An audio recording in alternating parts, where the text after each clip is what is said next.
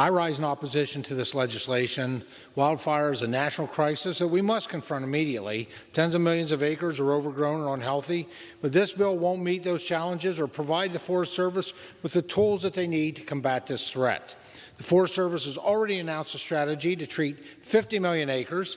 Mandating a new plan is duplicative, removes flexibility, creates restrictions, and limits projects. This bill authorizes billions on recreation, wilderness programs, and old growth, which have nothing to do with protecting communities and mitigating wildfire. And because this is only authorizing legislation, the Forest Service would be directed to carry out the provisions without being provided the necessary funding.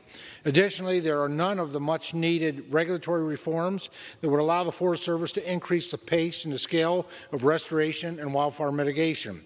There have been no committee hearings, markups, stakeholder feedback, or technical assistance. The majority also blocked nearly every amendment filed from even being debated today. The provisions within the Agriculture Committee's jurisdiction are largely unvetted, but are being crammed into this 558-page bill, which we only first saw last week.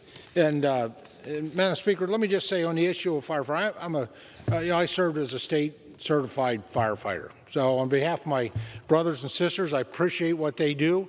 Those are fighting wildfires or structure fires.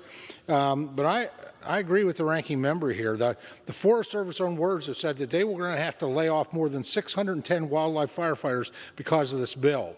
What my brothers and sisters who are wildland firefighters need more than anything else are other firefighters. They are the primary tool when it comes to battling these conflagrations. And so this bill is an insult to them, an authorizing bill that provides no additional funds, and quite frankly, I just urge a no vote and yield back.